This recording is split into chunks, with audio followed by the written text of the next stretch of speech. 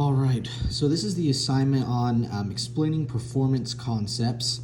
So the first question is to explain how and why the power required curve changes from straight and level flight, during flight, and then during each of these phases of flight below.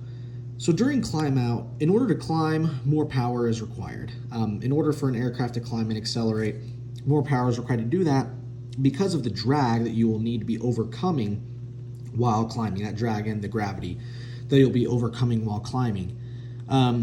During cruise, the power required curve at cruise will change because you're no longer needing to overcome the drag and gravity needed to climb. You'll just need to equalize that gravity and drag naturally, so then naturally the aircraft will require less power to maintain cruise altitude. During descent and landing, the equalization that was needed during cruise is no longer required, so an appropriate speed as well as an accurate descent angle and descent rate is the power that's required and creates a certain amount of drag to do that. So naturally, the power will decrease during descent and landing as well. So what implications do the changes listed in the first question have for maximum forward airspeed, maximum endurance, and best endurance?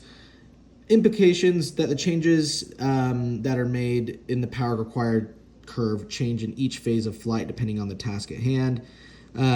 So a climb will require more power than the other two phases, cruise will require less than that, and descent will be the least amount of power among the three. And then depending on the maximum endurance and best endurance is how you'll, it will also affect your power as well. Explain the relationship between range and endurance. So range is the maximum distance a plane can go based off the fuel on board, the aircraft, and the desired efficiency. So essentially, it's the least amount of fuel required for a specific flight. And endurance is how long the plane can actually remain in the air with the fuel they have on board. So taking the absolute maximum time a plane could be in the air with the fuel they have. And then to first explain what each element of the balanced field diagram is. So first we have the critical failure point, which is the point if an engine failure occurs that the distance to stop or reach the one engine climb inoperative safety speed is the same.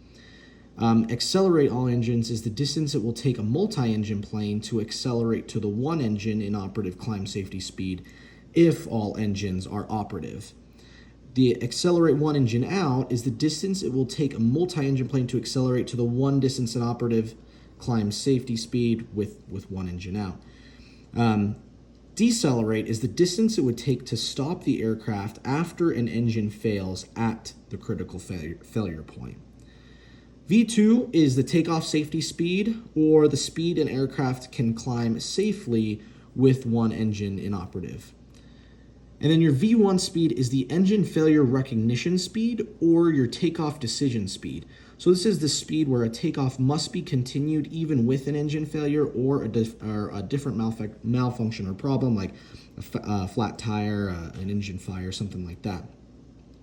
And then the balanced field length is when accelerated stop distance required is the same as the distance required for takeoff due to an aircraft's weight, thrust, configuration, runway condition, etc. And then the shortest runway length that meets these required safety regulations is the balanced field length. And then to show the diagram, the balanced field diagram, so we've got the runway distance and the velocity. The balanced field length is represented by this distance here. We've got our V1 speed here with that V1 speed with the takeoff decision speed, and then the V2 with the speed that the engine, that the aircraft can climb safely with one engine inoperative. We've got that critical failure point right here, and then the accelerate all engines point a little bit above that, kind of right at the V2 mark, right below it. And then this just kind of shows the deceleration, what that would be, and then the accelerate one engine out representation there. And that is it.